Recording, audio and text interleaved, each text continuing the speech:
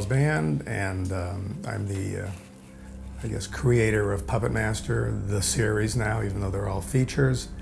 I got started in this crazy business. I grew up on a movie set. I was lucky enough to have a great father who made all sorts of strange movies, spaghetti westerns, and a few horror movies. So anyway, I grew up in that culture, and I love sci-fi fantasy horror films, mainly horror. And then in my early 20s, I found a way to, I guess, steal enough money to make my first horror film, which was called Mansion of the Doomed. So yeah, it was a great first experience. And many, many, many years later, after I had made movies like Ghoulies and other movies like From Beyond and Reanimator and Troll and all sorts of strange films in the 80s, by 89, I formed a new label, Full Moon, and the first movie was Puppetmaster, which came to me in a series of sort of ideas over the years. The idea of why not have a guy who's the master of these sort of evil, but maybe not so evil puppets. And we finally, in late '89, shot the first Puppetmaster film, which was released in 1990. And now a box of little toys. I think someone's in the room, Frank.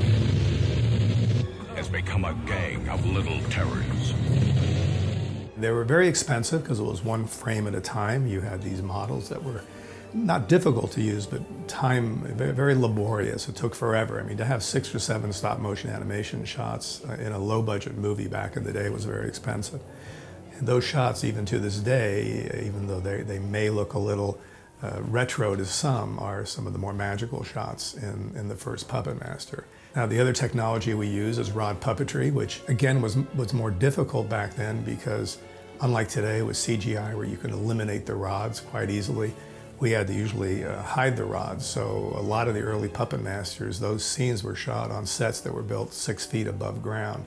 So we would hide the rods through furniture and through the floor, but it was so successful, and Paramount at the time wanted so many more that we began to make them every couple of years. As you start working with the same characters, you learn more, even gross things like how best to eject a leech out of Leech Woman's mouth. Leech Woman, as an example, was probably the most gross scene in the film for some, and probably the most well-loved scene because we got a great reaction. So when we were ready to shoot the second Puppetmaster, we had this meeting and Paramount said very nicely, look, we love Puppetmaster, it's a big success, but you can't have Leech Woman in the next movie because she is just too gross. Because of that, we wanted to invent another character, and we invented Torch, which is far more ambitious to shoot on set because, again, no CGI back then. So when Torch shot a 20-foot shot of flame, that was real flame.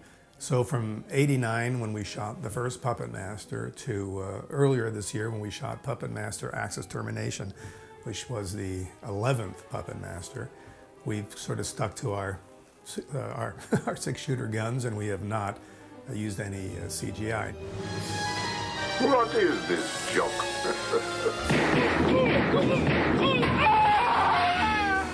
So as far as creepy things that have happened or haunted moments during the making of 27 years of Puppetmaster films, it's hard to believe. There have been things that I've heard about, and one thing I kind of witnessed, one of them is in Puppetmaster 3. A fellow came up to us who looked, I mean, you know, either this was a gag or this guy was genuinely creepy. And he came up to me and Dave and he pulled out of his pocket a picture of the Bodega Bay Inn on the coast of Southern California. Now, the Bodega Bay Inn, for people who watch Puppetmaster, it's a fictitious location. The great David Allen built a model that's the size of a desk, which was gorgeous. That's how you did it back then. Anyway, this old guy pulls out a photo of the building. It was not our angle, and it was on the coast. And he said something to the effect of, I lived there for years.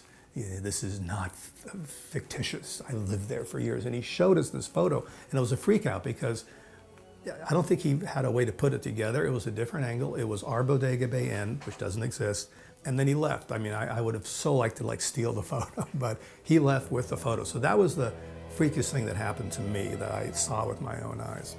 So thanks for listening to all this. My name is Charles Band. I'm the Full Moon guy. You can watch all these movies and more. And like I say, every other day new movies are going up on the Full Moon channel on Amazon. And hopefully, little by little, Amazon all over the world. So that's the plan, at least. And thank you.